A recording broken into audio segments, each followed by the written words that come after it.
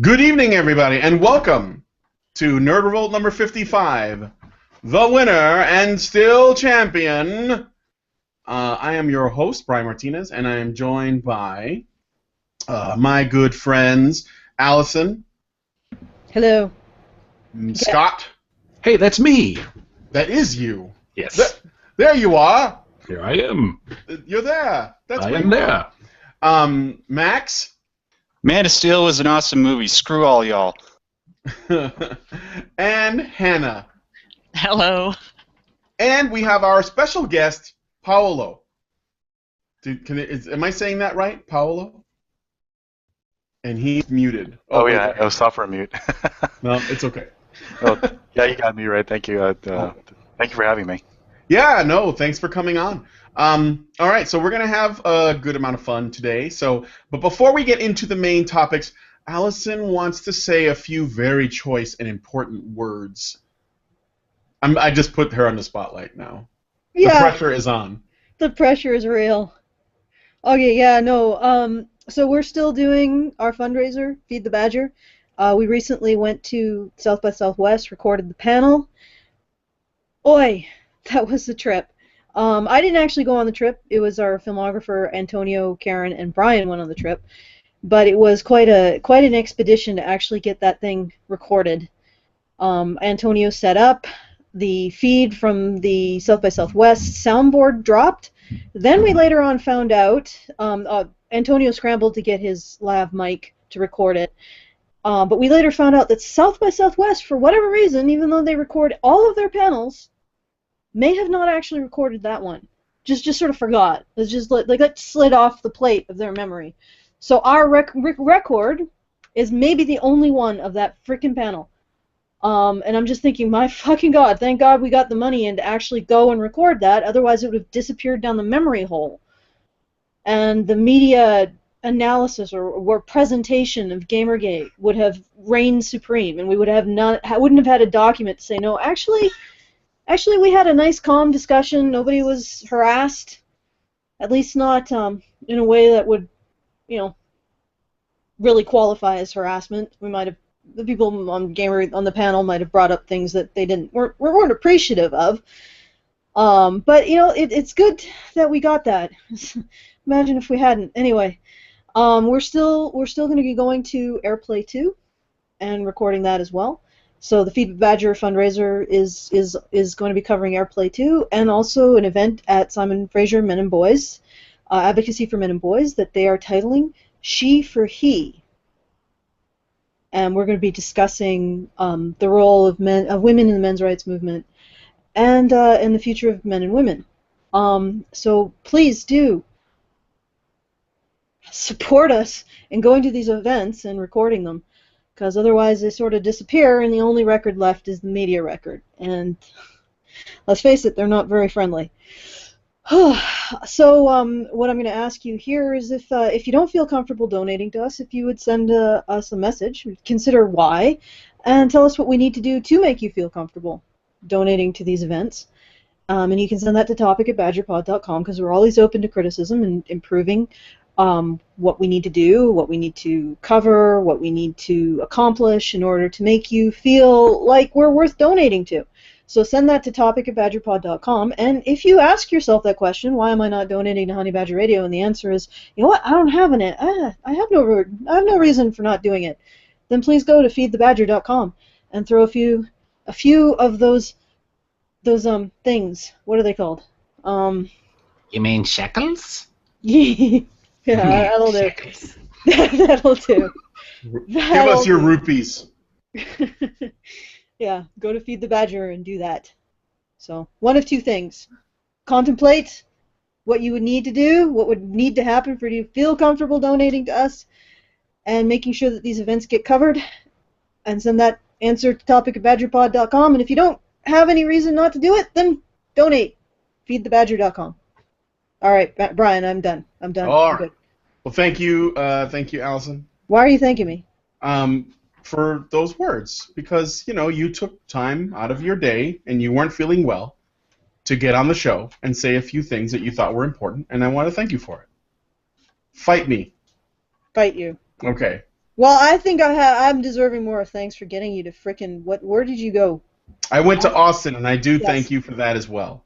Okay, that's good, because I feel like yeah. I'm more deserving of thanks of getting people to Austin after dealing with South by Southwest. No, not South by Southwest. The airline. The airline, Southwest. Oh, Southwest Airlines, yeah. Oh yeah, fuck. They canceled your flight the day of or the day before. I was like, Yep. what? Why would you do this thing that you just did? Anyway. Well, Because they're evil. yeah. They hate us. They're anti-Badger. Most unorthodox airline I've ever worked with. And in a way, there are some good sides to it too, but I won't get into that. Oh yes, and Rob Ford is dead, which is Yeah. unfortunate because he's like Canada's Trump, except with more cocaine and hookers. R.I.P. Ford.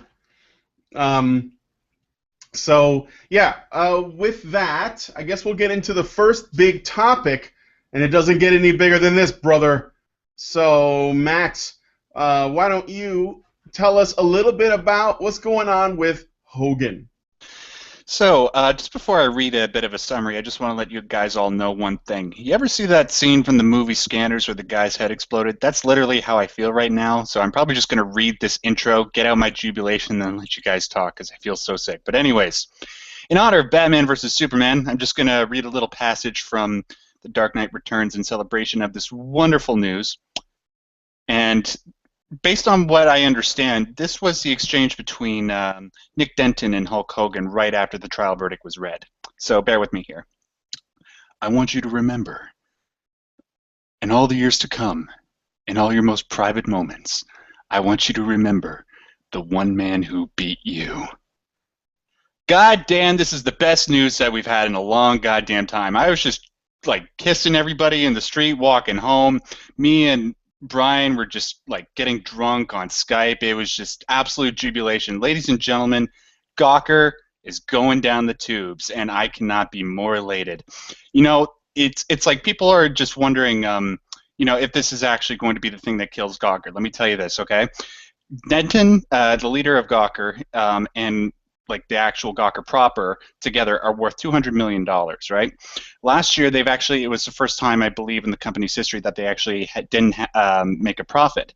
And with this sort of being the final stamp on the throat of Gawker, it's pretty much a done deal. It's done.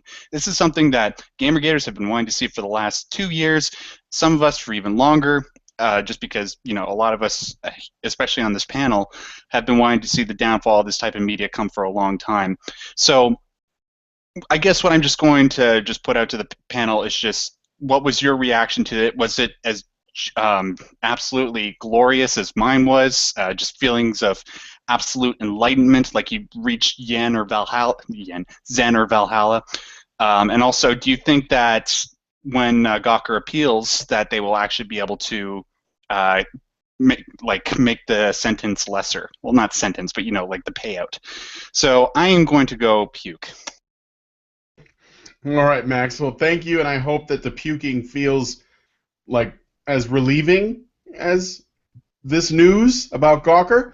I have a couple of thoughts, and I want to. Okay, so let me ask you guys some questions.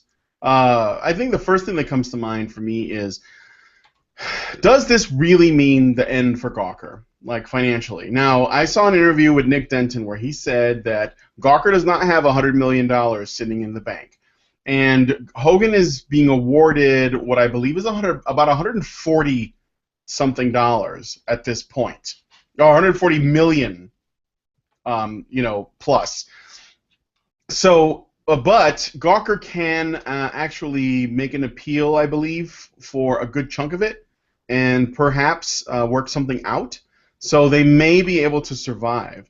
But like, yeah, it's thank you, Scott. It's a $50 million buy on the appeal. But I do want to add to this too. One other thing, Gamergate actually did a lot of damage to Gawker, and Hogan finished them off because it was Gamergate that called all the advertisers and basically took a lot of Gawker's revenue away.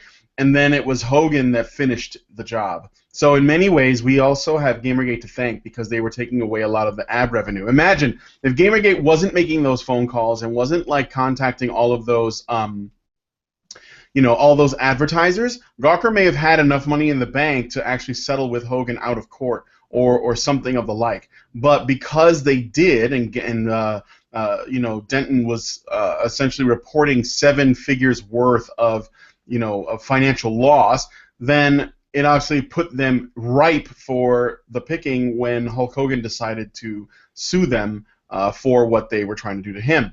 So this is, whether Hogan knows it or not, a concerted effort, and it's glorious, it's beautiful, and Gamergate needs to be, you guys did have a large part to play in this, and you should be proud of yourselves because this is something that I think has to happen, or had to happen. So hopefully it is the end of Gawker. I have more things to say, but I think I'm going to give the floor to Scott so that he can say some other things. So go ahead, Scott.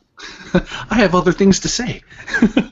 Well, if you want to strictly look at the numbers here, we're looking at the report was that Gamergate did 7 figures worth of damage to Gawker, which is huge. Which is it's unheard of. There's no precedent for it before this. So Gamergate definitely took a big chunk out of Gawker's ass. But also, if you look at it in 2015, I believe it was, they had a valuation of over $200 million as their worth, and now in 2016 they're currently sitting at around 66 million, I believe.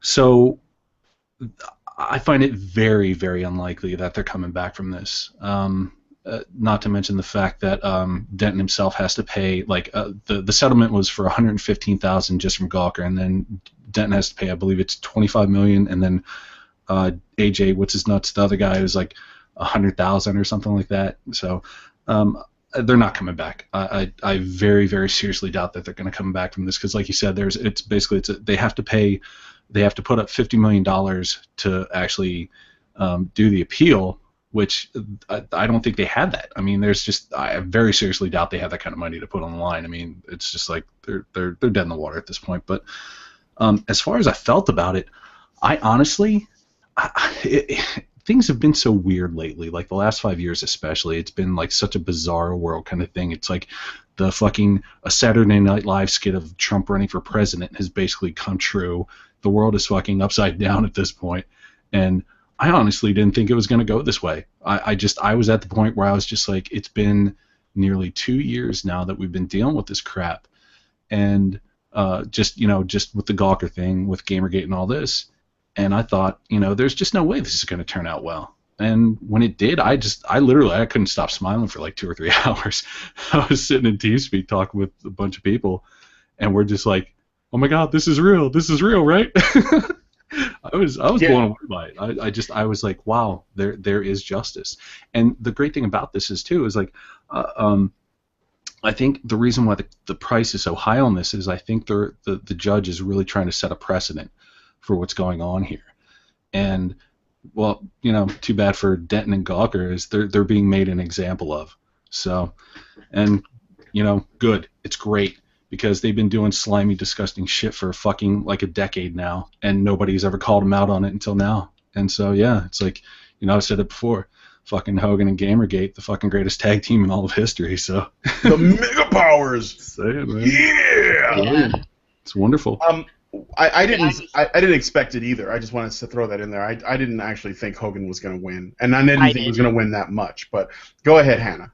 Yeah, I was really hoping he was going to win, and I kind of figured there was a pretty good chance of it because it's kind of hard for Gawker to make any arguments whatsoever on journalistic integrity, and with their history, it's kind of hard for them to argue a singular position on publishing nude images and publishing private moments and things. Because I mean, most people that are listeners of ours that are maybe old Redditors would remember the Violent Acres controversy with Gawker, which was in, I believe, 2013, and that happened over. It started over subreddits where there was something called fusking going on, which is basically pilfering nude images from people's online albums that are they think are private, but you can actually get into those if you know what you're doing. And Gawker was condemning this. There were headlines. Max Reed wrote 2 articles in 2012 about these subreddits that was taking place in. One of them, the title was "Ladies, 8,000 creeps on Reddit are sharing the nude photos you posted to PhotoBucket." That's 0.0001% of the entire population is staring at your nude images. And then they went on to attack the Creepshots subreddit, which was basically posting pictures of clothed people in public places as a big deal, as a horrible thing that was going on, and this terrible invasion of people's privacy. And along comes this video of Hulk Hogan in a totally private moment. He wasn't in the grocery store. He wasn't playing volleyball in front of a auditorium full of students. He wasn't walking down the street. He was in a bedroom. And they think that's perfectly all right. That's newsworthy. And so they get to post it. Well, it's kind of difficult for them to argue a position like that when they're condemning it on the other hand. So I kind of figured if it really came down to it, they were going to screw themselves basically with their own history. And Hogan coming out with the letter from the girl whose video, she's just an ordinary citizen. She wasn't anybody famous. She wasn't anybody that the majority of people would have any idea who she was. And they had posted a video of her having drunk sex in a bar bathroom.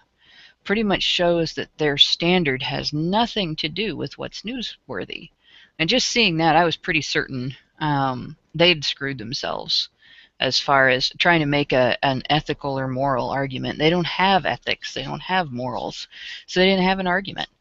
But when I saw it, I was thrilled to pieces when I saw the verdict and everything. I actually celebrated by shopping. I went out and I went on Spreadshirt, and I got Kukuruyo's shirt from the one panel of the Gamergate Life cartoon that has the blimp, the Gawker blimp coming down with Hulk Hogan on the top of it.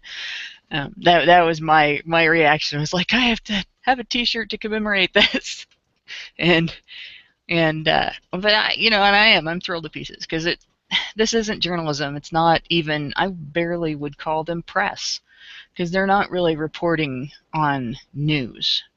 They're a gossip rag, and they actually make the ones that you see in the grocery store that have that got made fun of in Weird Al Yankovic's Midnight Star. They make those look reputable. That's pretty sad. So yeah. Yeah. And as far as an appeal goes, I don't think they're going to have a chance even if they can put up the 50 million, because they do have that history and they do have that incredible incapability of any kind of a consistent argument. Any argument they make, there's going to be something from their history that's going to contradict it. So I think as far as an appeal is concerned, they're screwed. The only chance they have is to get this reduced. And even if they get it reduced, it's still going to be a pretty heavy hit for them.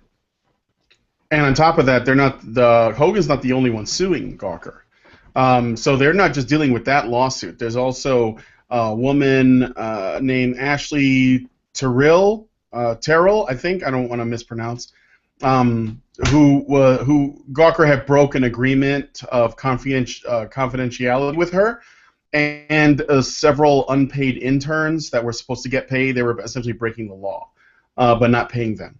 And they're all looking to get money, to sue Gawker. So even after all that, thank you, Paolo. Gawker doxed all gun owners in New York City. That's fucking crazy. So yeah, they got more. They have a lot of problems. Hogan is not the least of them.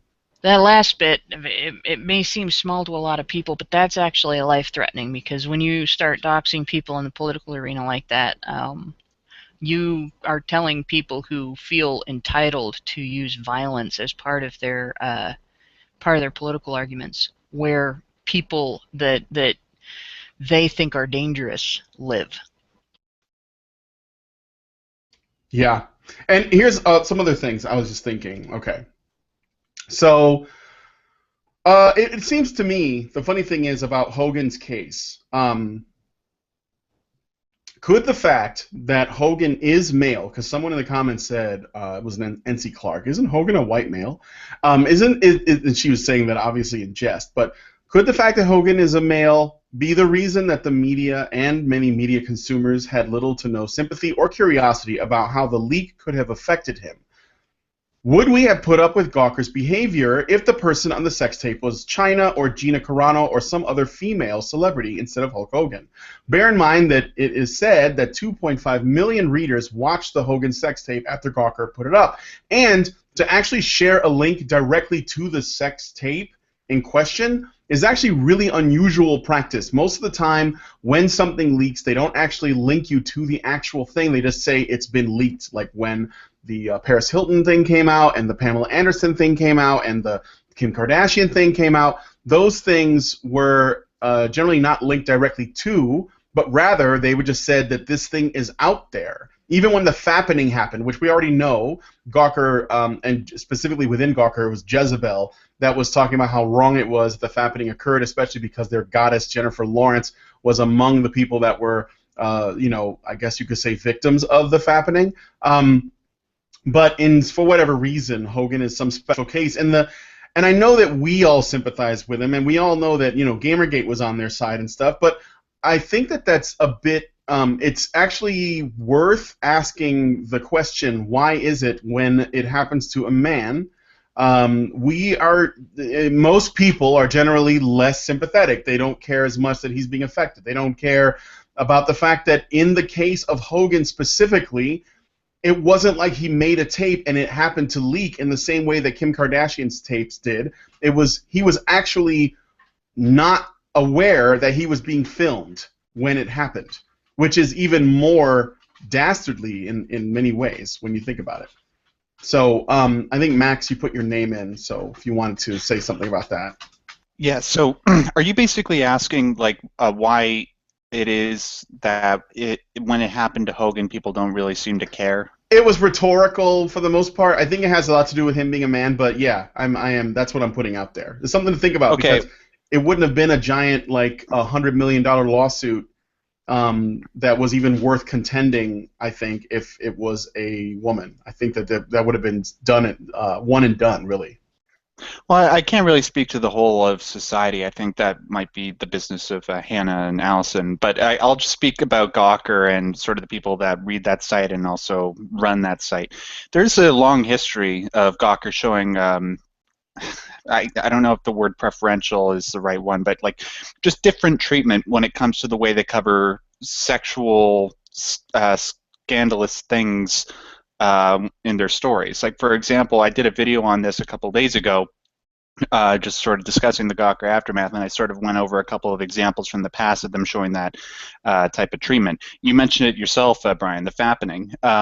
If you look at Gawker Media subsidiary Jezebel, which we're all familiar with, when they covered the fappening, they said, "Oh my God, this is an invasion of privacy. This is the worst thing ever," and it is. It's a terrible thing to have sort of those images out on the internet for young girls and young fans of people like Jennifer Lawrence and Allison.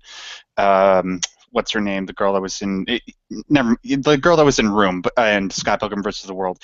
When those things are out there, it's a terrible thing. But when you look at Gawker and the way that they handled the whole Hulk Hogan thing, that stuff gets completely flipped because they're playing on those stereotypes and sort of that embedded biological tendency that when the sexual personhood of a woman is violated, it's a terrible thing, but when it happens to a man, it's so rare that they should consider themselves lucky, right? I was just trying to expand on that. Yeah, I think it comes down to, like, what perhaps interests, and then there are some, like Gawker always says, or people on that side of the, of the ideological fence often say there's no such thing as bad tactics, just bad targets. And Hogan is probably one of the good targets, and Jennifer Lawrence is one of the bad targets. Hannah? Oh, Hannah, something's up with your sound. I don't know if you're trying to talk, but... Yeah, there you are. hit the wrong button on my mic. But they sort of pick and choose which women they want to shield, though. Because if you look, there was a writer for Gawker who had a regular column, and I can't remember this writer's name, but she had a regular column that was completely dedicated to the upskirt and wardrobe malfunction photos that she could get her hands on for Lindsay Lohan. And I mean, this was ongoing for a long time. I don't know if it's still ongoing or not, but it was ongoing at the time that the Violent Acres controversy took place as well. And they didn't have any consideration or concern for Lohan's privacy. They didn't really care that she was female, So it sort of depends, I guess, on whether or not the woman is somebody that they approve of, or whether or not they can make a big buck here and a big buck there from, capitalizing on the train wreck. They probably would have been perfectly happy to do the same thing to, say, Britney Spears, if she'd have had nudes out there that they could get their hands on, or if she had frequent wardrobe malfunctions, so to speak. So it really kind of depends. They'll protect the type of women that they approve of, and they'll protect women that that they seem to think are delicate and fragile and I don't know, I guess reputable. But as soon as a woman is more brash or outspoken or has problems, they don't protect the sluts. Yeah, as soon as she has the train wrecks. Yeah, as soon as she has anything about her that makes her basically, persona non gratis, well, she's fair game. Their morality centers around how many clicks they can potentially get on an article. Yeah, and of course, Lindsay Lohan's bare ass is going to get them quite a number. Yeah, and also, it's not just sluts per se, because there are certain sluts I think they would defend. What's the name of the chick that Kanye West used to date before Kim, with the that basically does all the stuff? Yeah, Amber Rose. Amber Rose, yeah. I mean, they would totally stick up for her because she sticks up for the stuff that they believe in. She's the right kind of woman.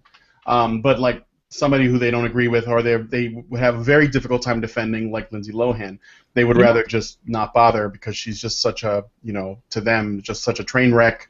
She would bring them a lot of clicks. So what's odd about the Amber Rose thing though too is that generally like Gawker or sites like that they're very like. They don't seem to lean towards sex workers, and Amber Rose is a sex worker or was a sex worker at some point, and so it just seems odd that they would be on her side, as it were. So I always thought that was kind of interesting. Yeah, but she's the right. That's the thing, though. She's the right kind. Like basically, she fights. She does the slut walk. She fights against the slut shaming. She. Stands up for the stuff that they like, so she is their hero right now. But if she's a good little feminist. Yeah, it's just funny though. It's just that's another example of how inconsistent Gawker is. How they're just they have just no kind of consistency whatsoever when it comes to any of this stuff. Yeah. Something else I want to throw in there too.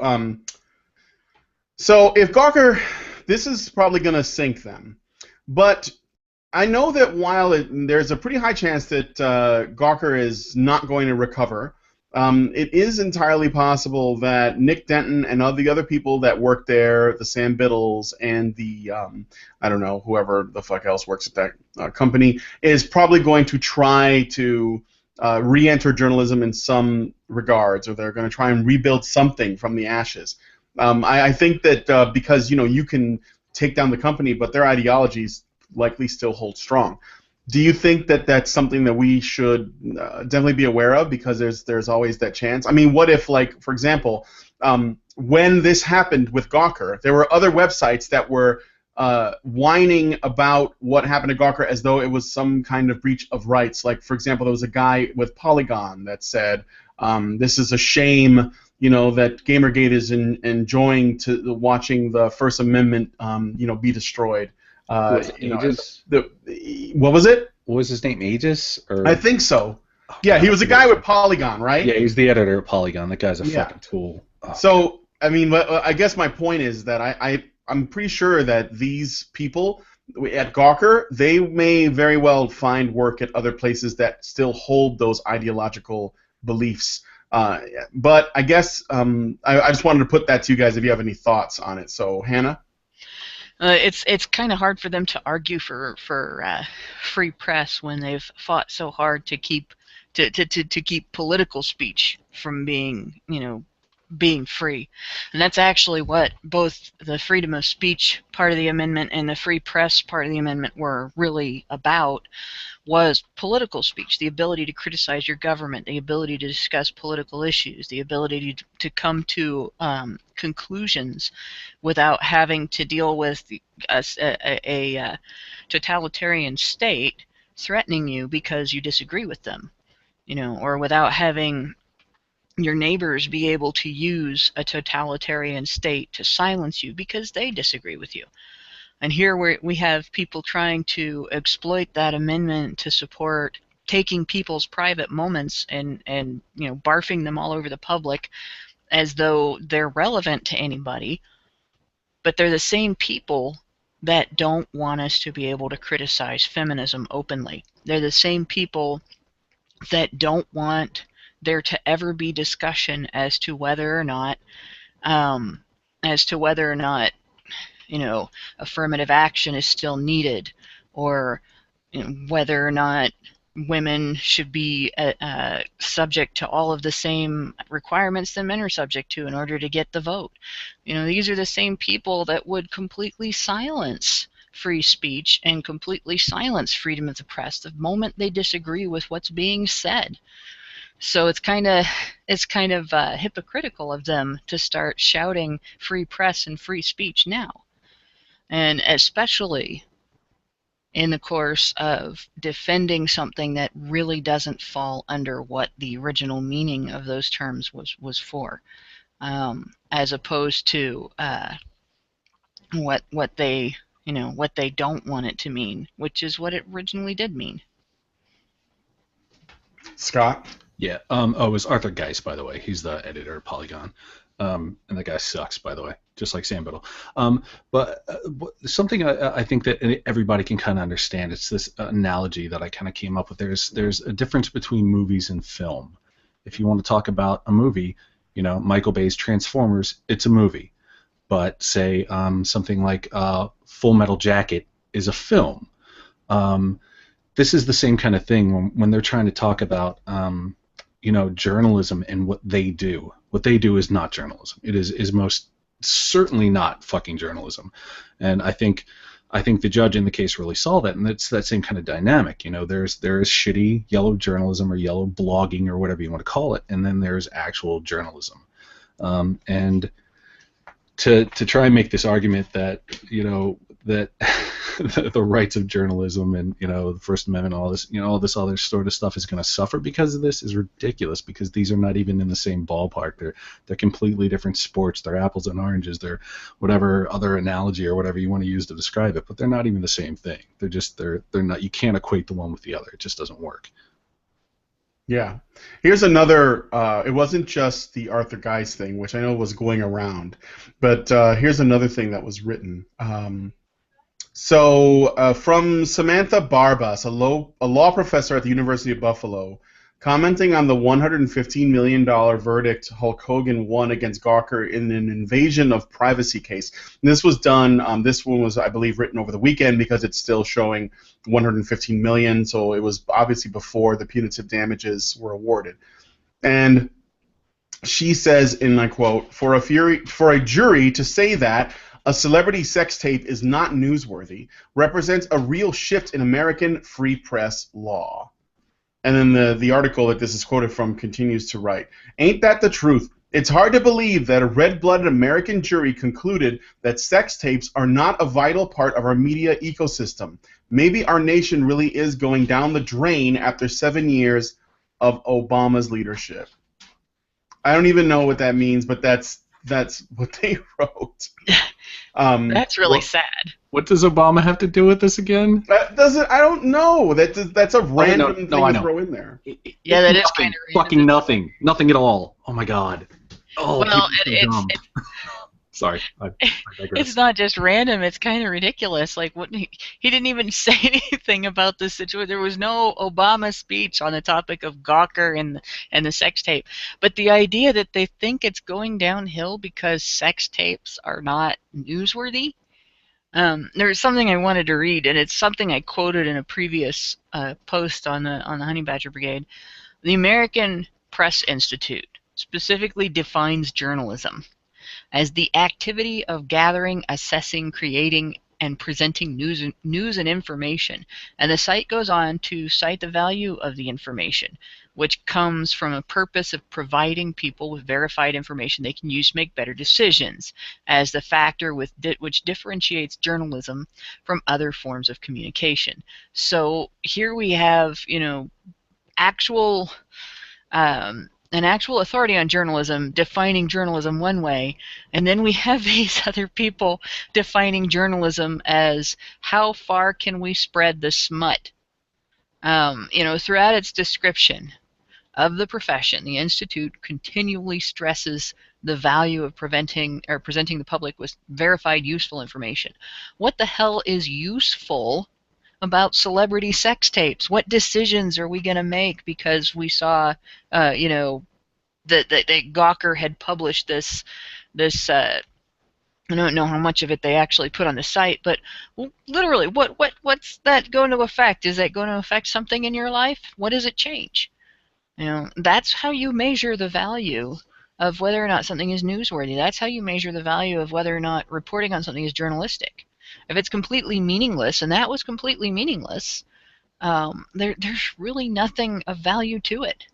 It would be different if he was running for school board president and he was, going to make big changes in sex education, and he was talking morality and saying, abstinence only, and then that came out.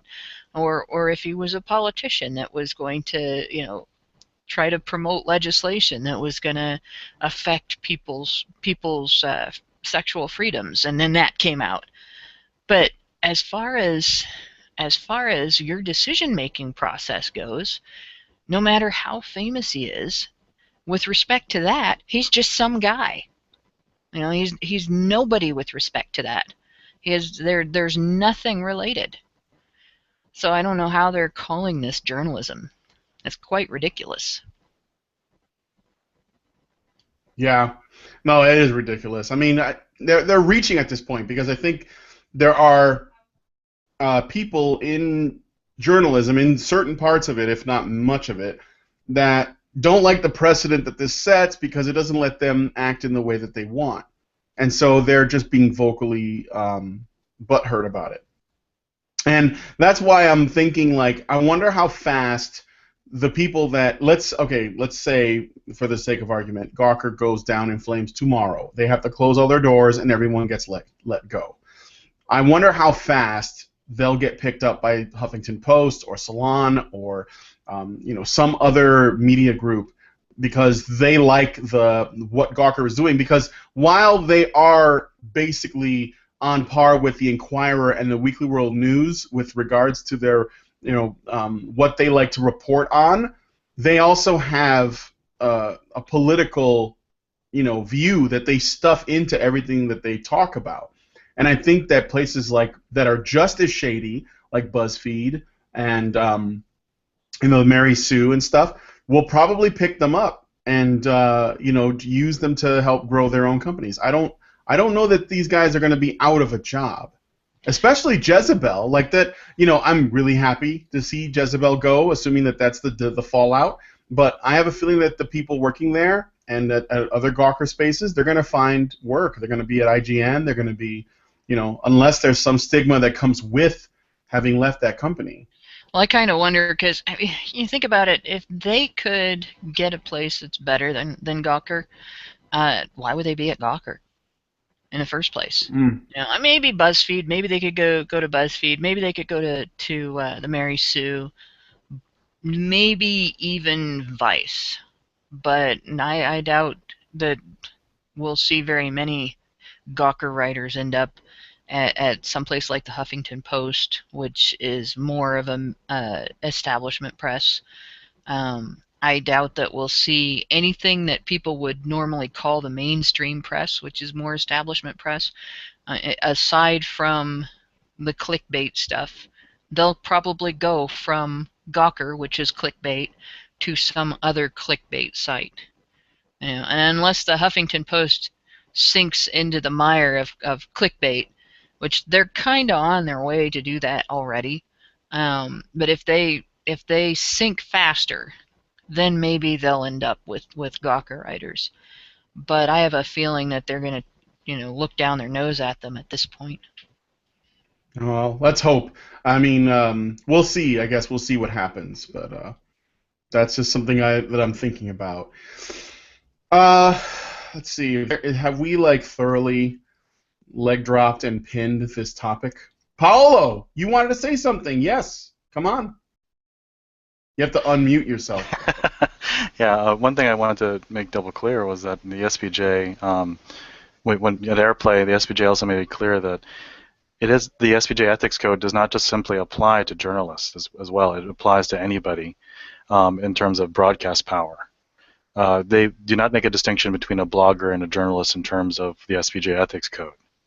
So the defense is saying, oh, they're not really journalists or they're just simply bloggers, does not hold up against the SPJ, at least in terms of what they're able to do. And the big thing that, if people remember me, but I want to make double sure people remember it at Airplay, was that Gawker has power. And they're willing to destroy people with it. And it doesn't matter if you're a celebrity, you can be a private citizen, you can be just simply, a regular Joe, and they're willing to destroy your life over whatever they seem to feel like they need to do, whether it be political minded or simply because someone posted something offensive on Twitter that they thought that it'd be fun to ruin someone's life over. Yeah, her name was Justine Sacco, and there's actually a TED Talk, if you look it up, called How One Tweet Can Ruin Your Life. That was something I watched right before I was in Florida, and that was prominently on my mind. So my son's asking me for some food, so I'm going to get him some oranges. But yeah, that was one thing I wanted to make sure people knew, that it doesn't matter if you have media power, you should use it responsibly and ethically. And that's a big thing I think that's changing in terms of the Gawker decision. We have a completely different atmosphere and what they call a chilling effect. And a lot of people know they're on notice. So I think it's actually going to do a lot of good for us, especially for fear mongers and all these different people who profit on fear and anger and all sorts of divisive rhetoric. Basically, what I say that the media does is that many times I say that the media artificially divides us into two different teams, so we fight each other, and then they sell paraphernalia to both sides so they can profit off of it. And even though most people you talk to outside political talking points, they're decent people, they agree on a lot of different things. It's just the way the media uses language is that they artificially divide us. And I think that's one big thing that they love to play up. It's like the star-bellied Sneetches in that Dr. Seuss book. Mm-hmm. Where the guy, you don't know the story? Do you know the story? No, not too. My wife is the Whovian. I'm not the Whovian. Oh, it was it was from a Dr. Seuss book. So, Dr. Seuss, excuse me. Dr. Seuss, yeah. So this you have this, these things called the Sneetches, and some of them have stars on their bellies, and some of them don't. And the ones that have stars on their bellies somehow feel special, and they kind of act superior to the ones that do not. And then this guy comes into town. He's basically like a snake oil salesman type. And he sells. He has a machine that can put stars on the bellies of the Sneetches that don't have them. And so they pay to do that, and they line up, and then they all get stars on their bellies, and all of a sudden, the other ones that had stars aren't special anymore. And basically, it goes back and forth where the snake oil salesman guy offers to the ones that have stars to give them 2 stars, and then. You have this thing where essentially he sets 2 groups of people against each other, and then he profits in the middle. So that's basically what it is. And unfortunately, I think that's happening to a lot of gamers who've been spending a little bit too much time being activists. You get into these political fights back and forth, and unfortunately, you get caught up in it, as opposed to enjoying the fact that we should all be, sharing and celebrating the fact that we all love video games and can drop being political for a little bit at a time. I think there was actually some mention about this a little while ago, just about political speech being censored on a particular video game. I think we were talking about this before we went on air. Yeah. I was about to go into that really briefly because you said you needed to feed your son, and we want to get to your story too. So maybe you can go do that, and I'm peeling oranges for him, so I can do it anytime. Oh, okay. So you're ready to go. Yeah.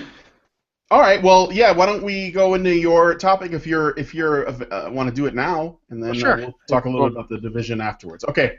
Sure. One of the big things that I want to at least get into, at least in terms of the cultural battle, is one. I don't think people realize too much that the cultural battle we're fighting has a lot to do with difference in philosophy, and I want to actually start touching upon them, because I think what people don't realize about, at least with social justice, is that they are nihilists, and unfortunately, we tend to fight cultural battles by defining what we're against rather than what we're for. And I hate this group, so therefore I'm going to be an anti-feminist, as opposed to what exactly are you proposing as a counter to it. The culture war, and I've been spending a long time with it. I was part of the original Tea Party way back when. And my son wants to play. Here you go. Here's your oranges. I don't know how to go in this. Sorry. Oh, I'm sorry if the game's broken, son. I can't go in somehow. Okay. Shh. I'm on the phone. And one of the things that I notice a lot is that a lot of people spend a lot of time defining by what they hate.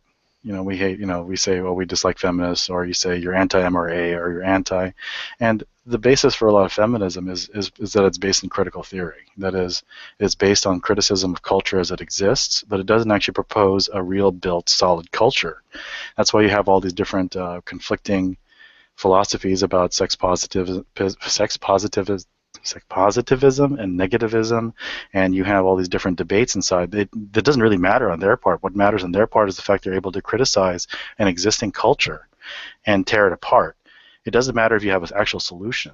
So one of the big things I see a lot of the culture war battles that I'm at least seeing on Twitter between gamers is that there is no defined culture that we're defending. Most of the time we're always attacking, but there's nothing worth defending, then what's the point?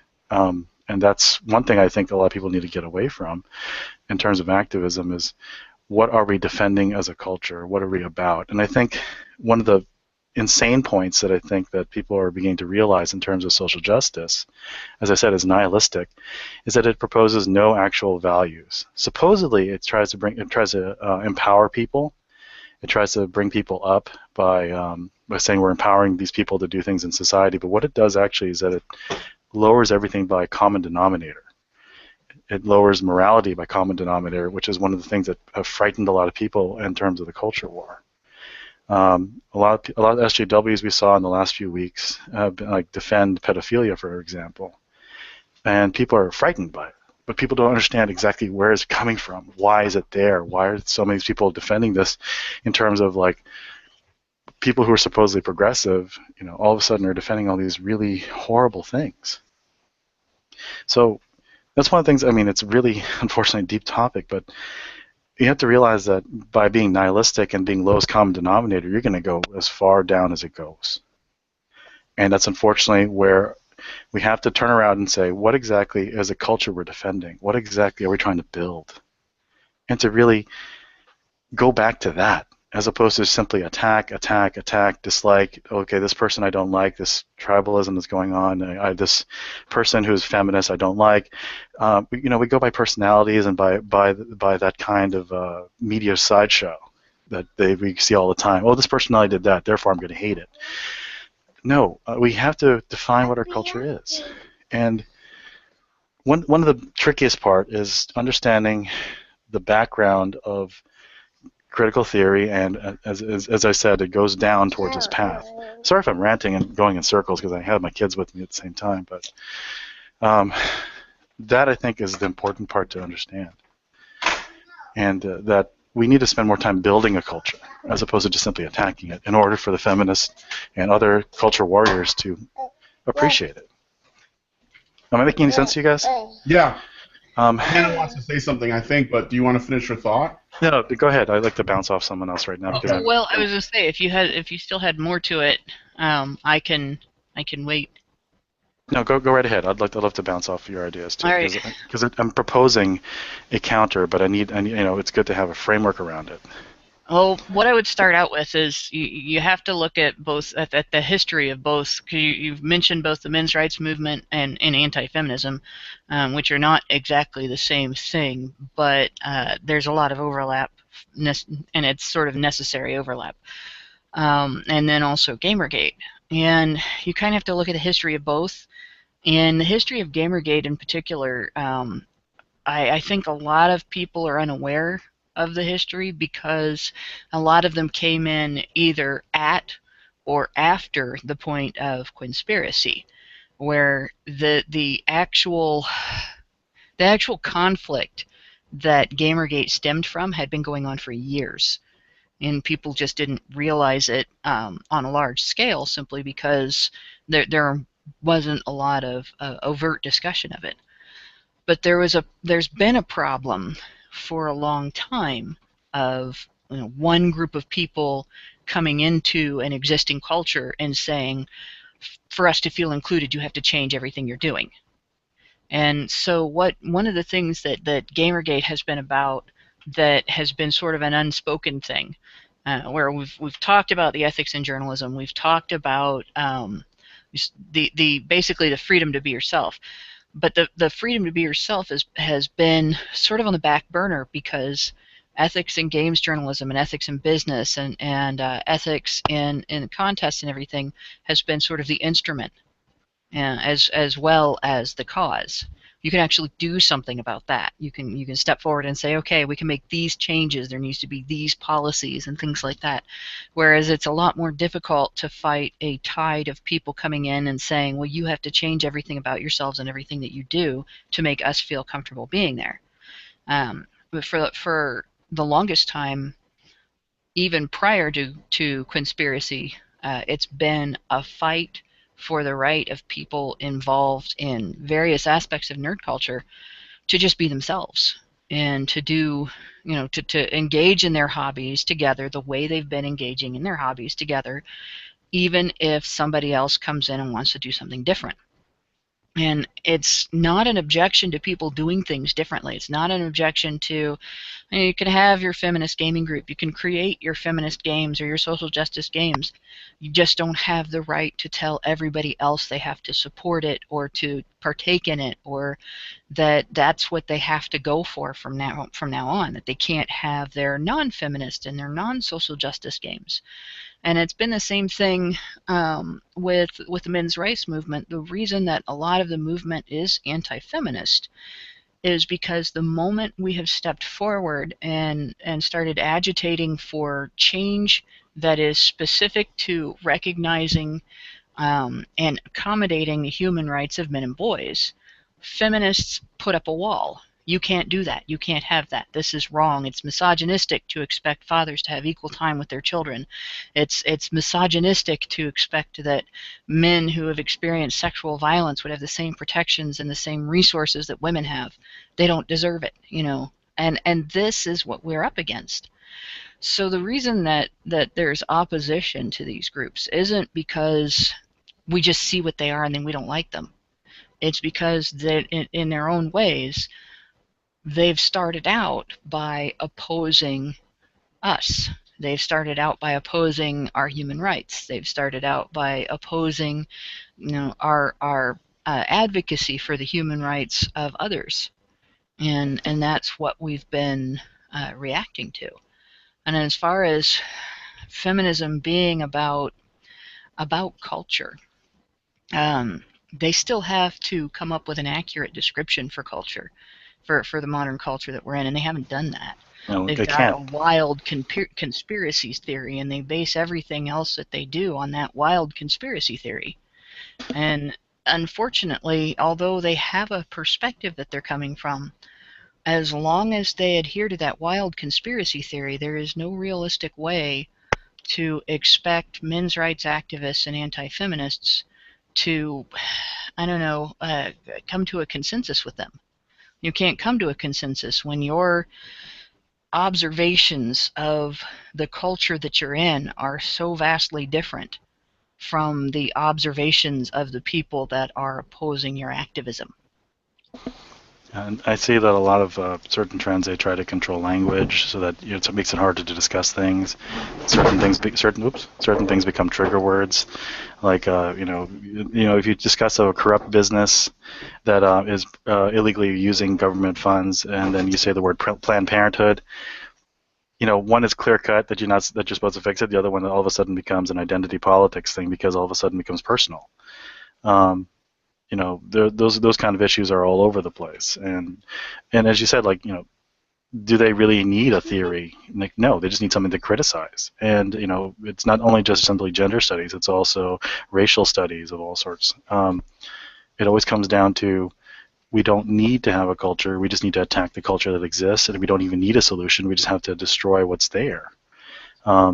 And which I think, which is one of the reasons why, even though I don't identify as an MRA, I very much align with it. Is that yes, there are these issues that need to be talked about, but the same tactics of jamming are always there. One of the things that I wanted to bring up that was particularly very pointed in the last couple of weeks, at least in Gamergate, was the discussion of this particular company called Treehouse, and the fact that one person who worked there, I'm not going to name the person, was advocating for Okay, sure. I'm not sure exactly what she said, but they were advocating for some pretty horrible stuff. Can you read it? Please. All right, my daughter is actually calling me away, so I think it sounds like I may need to disengage for a little bit of this discussion. But But she sounds adorable. Yeah, unfortunately, that's how she gets away with so much. Because, yeah, I mean, one thing I really definitely wanted to say to everyone was that, especially in light of Brussels as well, that we need to spend some time, perhaps appreciating what we have. We spend so much time talking about what we dislike about the other, and especially as gamers, I think we're able to drop the political activism a lot easier than most other people, because we can be human beings with one another outside of that. So, unfortunately, I wouldn't be able to get to my main point because my daughter is calling me away. That's all right. Go ahead and deal with her. But well, one thing I'll definitely say is that I celebrated with all you guys about the end of Gawker. So, and thanks so much for having me. I'm very sorry that I got interrupted, and maybe next time I'll have my thoughts a little bit. Well, together. I think this could actually be an entire show. I mean, I've actually thought about doing a show about how to have these discussions. And looking at the greater discussion that's happening here in this culture war.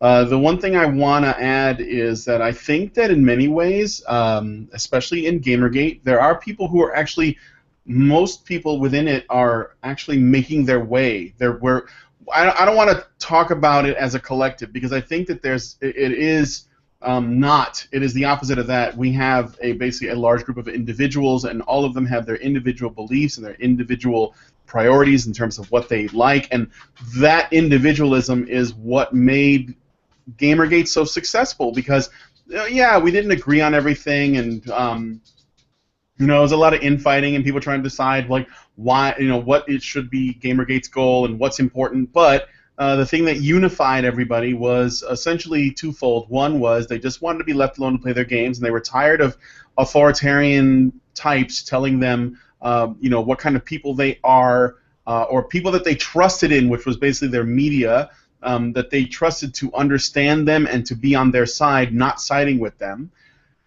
And the other thing is, that they were sick of, we were sick collectively of, people trying to control our lives and tell us what to do. And I think that what where it generally does unify is the fact that you are looking at a war between the authoritarians and the libertarians. And I know that's been said before. But in terms of just like how people choose to act on those things, you know, what they think their priorities are and so on, I think that those things are unique to each person, and I think that that is a good thing. And I think that people are working towards something. Like because another thing that I think we're learning from this is that when I've been watching Gamergate, I noticed that the majority of people in it, they didn't really care a lot about politics. They didn't really think about it too much. They didn't really look into feminism much. They didn't look into social justice stuff much. You know, maybe they just generally sided with things anyway, or they had their beliefs, but they weren't really really involved with it. And then as it sort of picked up, and this stuff kept going on and on, they started to become politically active and become politically interested because they realized that this stuff was actually affecting them in a really personal and profound way. And I think that where it appears to be moving is you're getting a lot of people who are actually becoming a lot more politically savvy, and they have a better understanding as we're moving forward about what it is that they actually do value and what the sacrifices of that or what the downside of that is. Like if you look at, for example, if you look at Jim, the internet aristocrat, the guy who basically kicked this whole thing off, when he started out, you can look at his really old videos because they're still archived on YouTube. His stuff was mainly just making fun of people. He was a troll, and he was an old fag, and he loved doing that. And he would have, stuff that was just talking about individuals. And now, as likely, it's a twofold thing. He's gotten older, and his involvement with Gamergate and looking at the game's press has actually made him extremely politically invested. So now he does, as Mr. Mercator, I hope I'm pronouncing that right, he has, podcasts, and he talks to people who support certain candidates, and he wants to understand their views. He's, whether he likes it or not, whether he knows it or not, he's gotten kind of dragged into that. And I think that he really enjoys that, right? So, and that's just one example of one guy. I think that what we're looking at here is I think that the culture war is you have people that are doing the thing that you're saying. And I don't want to say it's all just social justice warriors, because I know that there are people on the other side that are like this too. But you have a group of people that are just enjoying criticizing or complaining or whining or otherwise just demonizing people who are their opponents, whatever that is. Just being oppositional for the sake of it. And then there are people who are trying to build something from what is there. But it's sort of like getting... it's sort of like being with a crowd of people and you want to rebuild a building and you have all the parts and you have all of the materials, but nothing has been built and no floor plan has been made, and everyone's saying we want to rebuild this thing, but everyone has different ideas about what it should be. And so you just have a lot of crosstalk, and there's a lot of trust issues because, again, the press, we believed in them. We thought that they had our back, and they didn't, and they don't. And it's not just the games press, but it's just the press in general. We distrust them so much, and I think that it's warranted. And Vernacular said this in one of his videos. It's so bad with the media that even when they tell the truth, no one believes them because they have cried wolf too many times. So it is beyond repair at this point, and there is absolutely no shame in the media. So they have no intention of fixing their position because they're ideologically focused on what it is they believe in, and they have forgotten all scruples and all of their ethics is just gone. And if there are people who have it, they're so few and far between that they can't be trusted. So you have people trying to build something without any structure or a knowledge of where they should go or how they should do it, and it was something they really didn't even ask for. Like, they're just sort of thrust into this position. And I think as a consequence of that, you're going to have a lot of infighting. You're going to have people who are going to, they're going to take it with them. They're going to carry it. It's going to infect them. And then you're going to have people that are going to remain focused, and they're going to try and get it done. I mean, I'm not just trying to pump ourselves up, but as an example, if we didn't go to South by Southwest to record the panel, there would be no evidence of the panel ever having had taken place. And we had to do that. and you know, I think that it was absolutely worth it. And even if you know, nothing comes out of it, we have it. And I think that that's just one small thing. Ultimately, I think that where people are headed is a place of, you know, they want to be considered individuals, and they want their beliefs to matter, but at the same time, I think they want them to be challenged. They want to be strong in that way. Like and unfortunately, it's going to cause friction between people. But I think that friction is actually really important too. I mean, the Constitution of the United States, not that it's the only document that matters, but in this example, it was made out of argumentation, just as our party system exists in that way. It doesn't necessarily mean that we need to be divided, but the fact that we disagree can actually help us form stronger ideas. And that's something that our opponents often do not want. They don't like the idea of disagreement. They want to silence it. They want to ban people, ruin their lives, take away their jobs, put them in jail. You know? So I don't know if I'm rambling, but I see what you're saying, and I just want to add to that. So, Paolo, you go ahead and respond if you want. Sure. Just want to make a quick note is that one thing about the culture as gaming culture exists, it exists organically, and we don't have to force it. It's just more of a fact that we need to spend more time in it, going back to it, appreciating what's there, and emphasizing the fact of the good things of the culture, which is something I don't think we spend nearly as much time as the negatives, on both sides. And that's something I think we could foster in any culture, any subculture, the geek culture, the comic culture. You know, as you said, there's some great movies coming out, or at least looked like it was a good movie. Yeah, but let's not get into that. But either way, like, you know, it's to celebrate our culture is the one thing that we definitely need to get into. Yeah. One thing I will say about gaming culture is that I think that it is. I think that it is a culture, but I think it's also more like an expansion pack on our existing culture. And what I mean by that is, I know it's as cheesy as that sounds, we have also recently become a global community. And so if you like think about it, like, okay, we happen to all be Americans, so maybe we have that in common. But I think that it's a bit of a nitpick, I guess. But people like in different parts of the world that are gamers may have a slightly different culture than people from, and not just as gamers, you know, not just as their culture alone, but also as gamers. I think that also has an effect on our views. Excuse me, when we talk to each other. You know. It's been a big thing for me, at least, with a lot of people around the world, especially with Gamergate. But one thing I definitely want to make clear is that when it comes to the totalitarian versus authoritarian. Okay, I'm sorry. All right, the authoritarian versus the libertarian issue is that the nihilists who try to destroy the culture are causing people to fight each other, which in turn gives totalitarians more reason to come in. That's how it works. I see what you're saying. Yeah, the agitators want totalitarians to come in by being agitators. I'm sorry, I have to get going. She's very angry. Oh, you don't want me to eat the peep?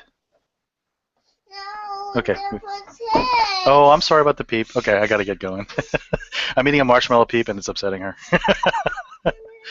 So anyway, thank you so much for having me, and hopefully I'll be able to get you a different time when my kids are a little bit more aggressive. Okay. Thank you so much, guys, and you guys have a good night. All right, thanks.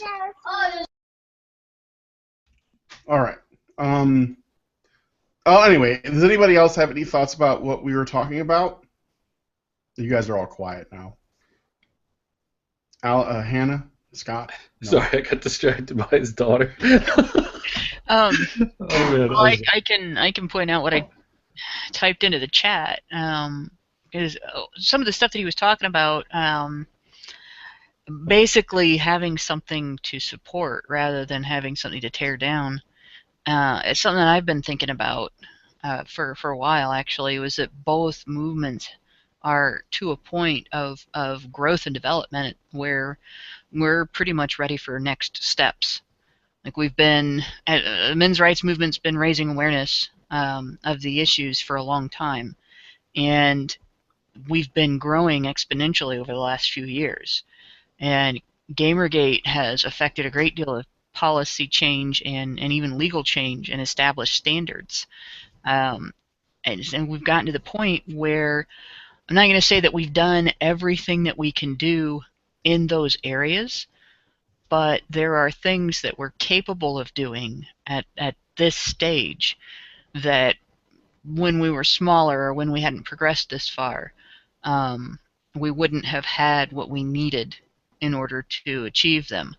And I think, for instance, the men's rights movement now has sufficient numbers to do things like not information campaigns, but actual sort of lobbying, grassroots lobbying. Part of grassroots lobbying that other political groups do involves writing to politicians, calling politicians on the phone, emailing them, things like that. And I've been plugging this for a while. There's action opportunities that are listed on Reddit's men's rights subreddit. And there's other things that comes out. Like right now, there's a petition in the UK to change the legal definition of rape to include female on male rape. And like I tweeted a link to that. I'm not in the UK, so I can't have any effect by signing the petition. But if it gets enough signatures, it'll have to actually be considered by legislators. And this is the kind of thing that we can have an effect on. It's the kind of thing that we can actually, by signing something like that, getting enough people to sign something like that, we can get that issue into under discussion in the legislative bodies. And the same thing with Gamergate. Gamergate's gotten to a point where they've got sort of an established methodology for dealing with unethical journalism and for dealing with unethical business practices. And it would be interesting to see them progress from niche journalism, games journalism, to becoming a media watchdog, where they're looking at not just games media, but media in general for inaccuracy, for ideology, for flat out lies like you'd see in games media. As some of the changes that Gamergate caused in law have actually had an effect on far more than games media. So I mean, it'd be something that we could do. We could grow into something bigger, and we could progress forward, and we could get things done on a much bigger scale than we are. It just depends on people getting motivated to affect change rather than just talk about it. And I mean, I've seen both groups do it in various ways before, and I mean, especially Gamergate. Gamergate's really accomplished a lot, and there's been a lot of individual accomplishment within the men's rights movement as well. So it could be done. It just relies on us being able to unify as groups around sort of central issues rather than sort of factioning off the way both groups have been doing, and not being able to work together based on having smaller ideological differences. So, I mean, it could happen. Yeah, I mean, again, I think that I think they are building something. I mean, there's media popping up, but there's always going to be like those, people who are like a wall. Yes, a wall of new media. Sorry, it was too easy. Make Patrick great again. Sorry, I had to line it up. Just was. No, it's fine. No wall talk. I identify as Brickkin, and I'm offended by that Brickkin line in the song, and you guys are triggering me. Oh, good times, good times.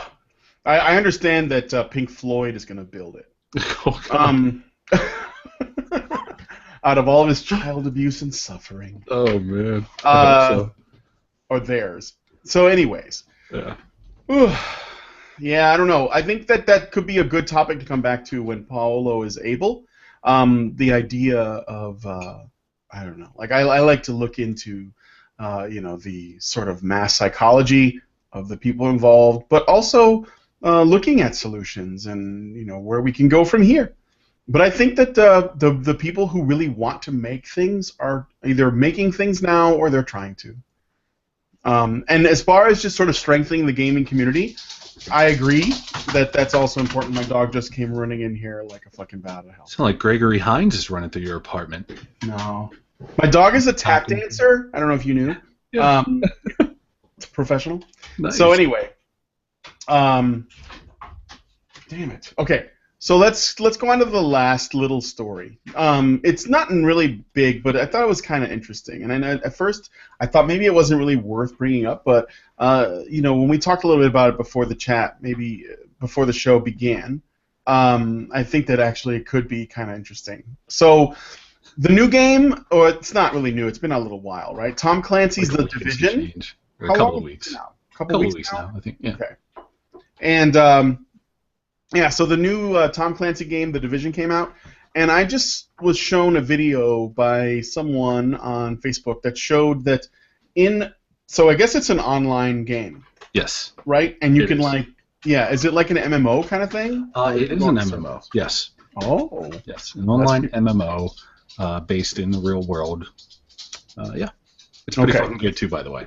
Yeah, I mean it's Tom Clancy, so it's like a military, espionage shooter type thing. Yeah, you get to shoot stuff. That's always fun. Yeah, and so they have an in-game chat, and as many in-game chats go, they usually censor things, like you can't say bad words. Bad words. That's what my mom used to call it.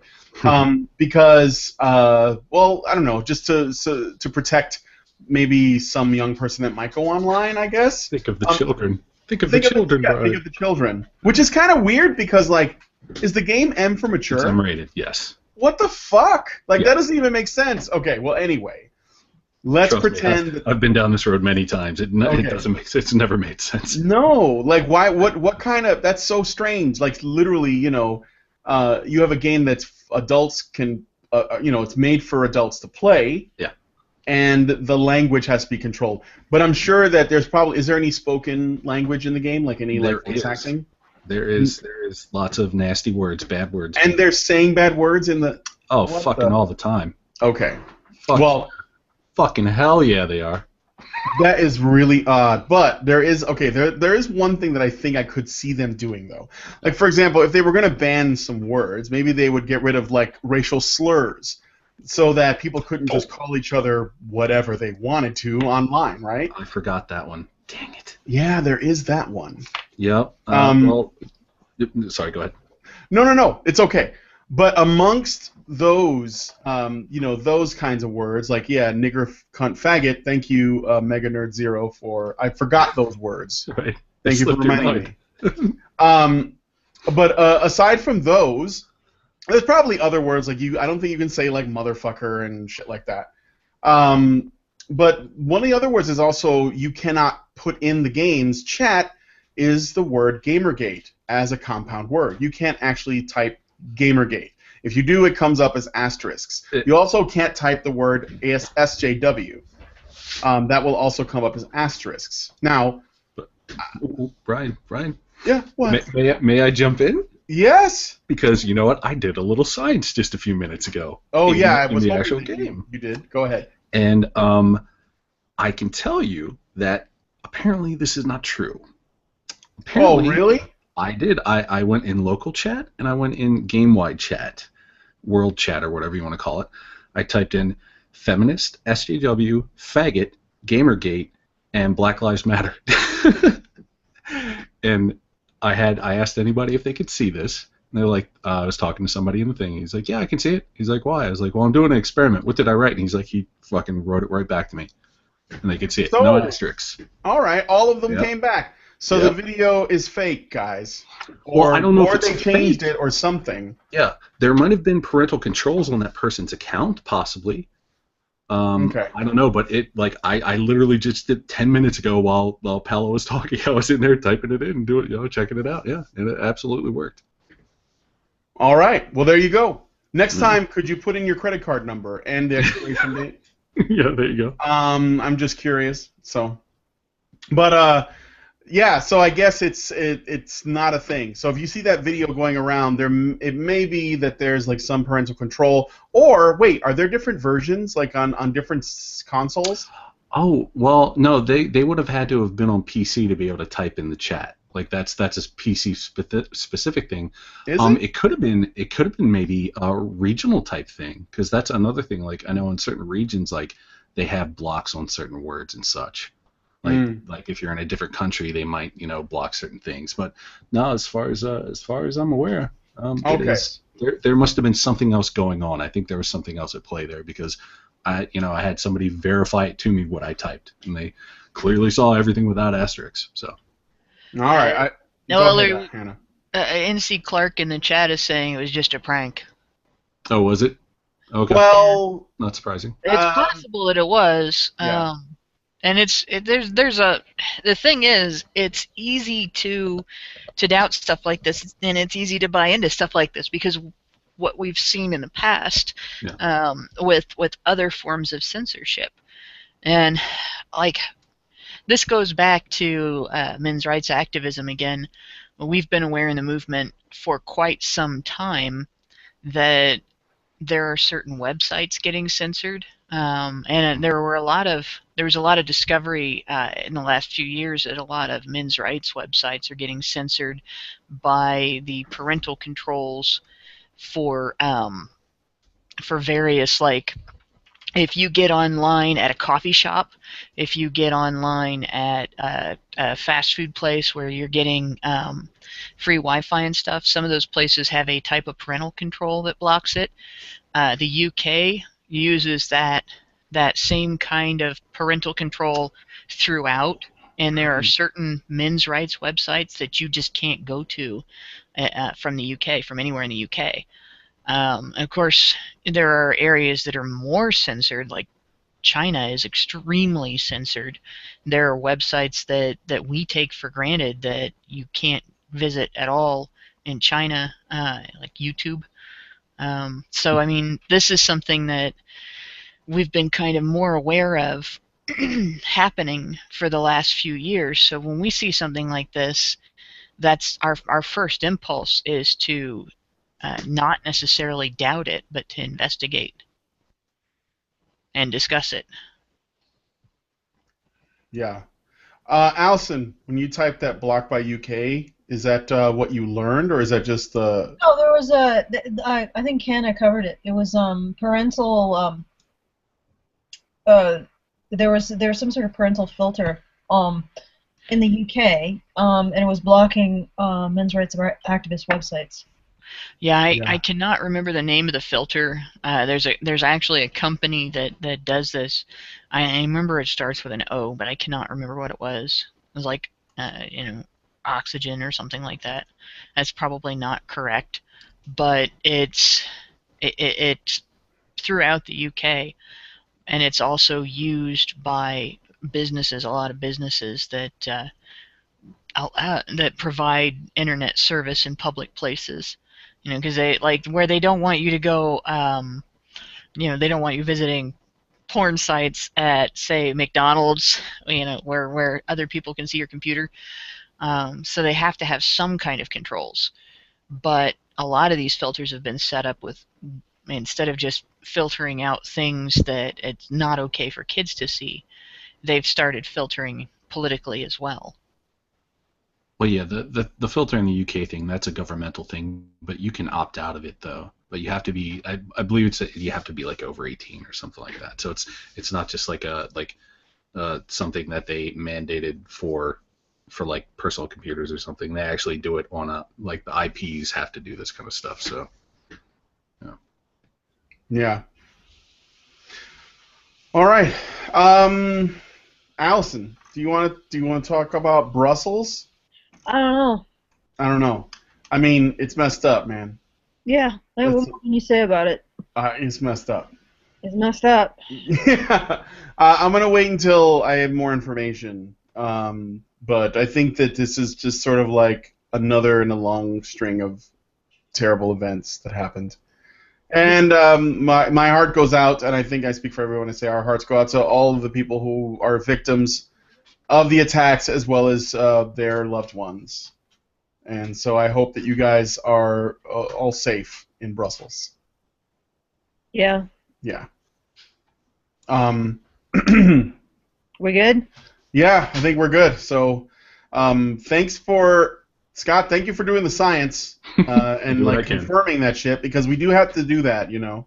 Yep. And on as far as the division goes, for those of you guys who are watching, if you're playing the division, why don't you guys try it too? See if it's you get the same results. Because if some of you are in different regions, or you have different settings, or maybe you're playing on a different console, because you can actually plug a keyboard into a PS4 and use it. So if that's because it uses a USB.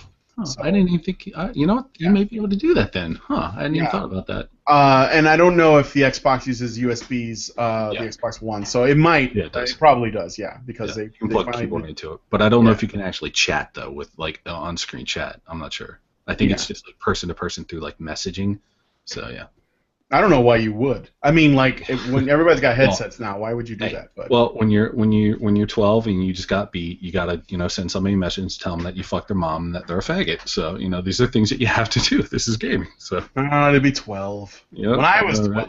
Back in my day, I had to play the 8-bit NES. Yep, there you go. Difficult.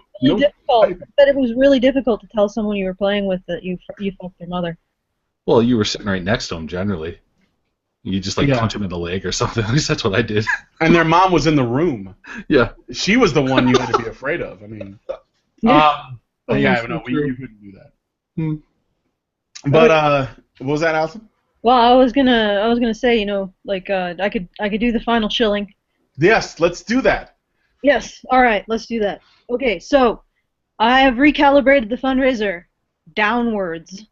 Mostly because I figured that we're not going to make the equipment budget. So you guys are being skinflints. All of y'all! Skinflints! Is that the correct use of that term? Sure. I don't know what the original word is. You're eating. You're like, oh, wow. Okay, she's going to shill. No, so I'm eating guacamole. It's delicious. All right, so yeah, it's now to cover the 4 events. Thanks, Jeb. It's 12,200. We need another 4,700. So we're almost there. We're over half.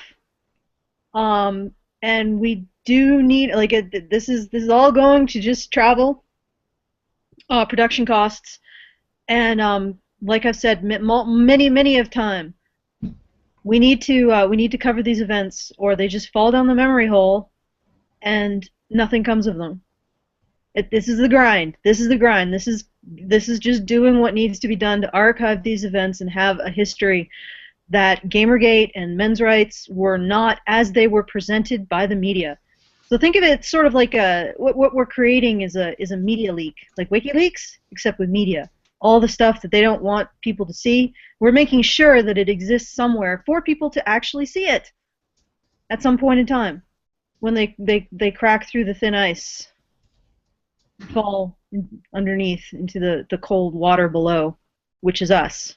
We're like the manatees under the ice. Yes. I think that metaphor sort of ran away from me. Are you a woman-tee? Woman-tee? Yeah. Womanatee. I'm a manatee and you're a woman-tee and womanatee. I'm fucking retarded. Maybe you know what? Maybe if we can make like another 1,000 in the next day, I'll pester Brian to make you guys a rudes, or alludes. I already made like a lewd that's pretty oh my god. Yeah. I overstepped my lewd boundaries. I was like, holy shit, what have I done? Yeah, we'll make a lewd. Yeah, we'll make pretty fucking lewd. Oh my. A Badger lewd available through the site. It's not it's good. I've seen it. It's good. It's not necessarily something that I mean, you might not want to look at it at work, but yeah. In the background. I can go farther, I think. I think every time I get a little lewd, I get a little lewder. Yeah, I've noticed that. You're just sort of pushing the boundaries of the lewdness. Yeah. I approve of this message. Okay, I think we're good. So yeah. Oh wait, I should give you the address. Go to feedthebadger.com. if at the next, let's see, where are we at? We're at about 7,600. Let's say we get to 9,000, and I'll force Brian to give you guys all a lewd. How's that? How's that kind of shit? Yeah, you tell me. Actually, maybe I can take suggestions on what to do in terms of the subject of the lewd. Yes. Because some people might want a Milo lewd. Some people might want, I don't know, somebody else, an Anna Cherry or something. I can do that. I want a Scott's. Something in my throat. Excuse me. I'm sorry. I don't know what that was for. Does Scott think that he should have a lewd of himself? I don't know. I can do a Clark. Yeah, do an NC Clark lewd. I'll do an NC Clark lewd. You guys, oof, you're not even ready. Or that guy T lewd. Oh my God. See, it might be a hard lewd to do. Well, I might need to get, but I need to get. tattoos. We need to get approval because we saw what happened with Gawker. Oh my, yeah. Well, no, I think that would. I mean, it's not it's not a real lewd. Oh, NC Clark says no, she doesn't want a lewd done to her.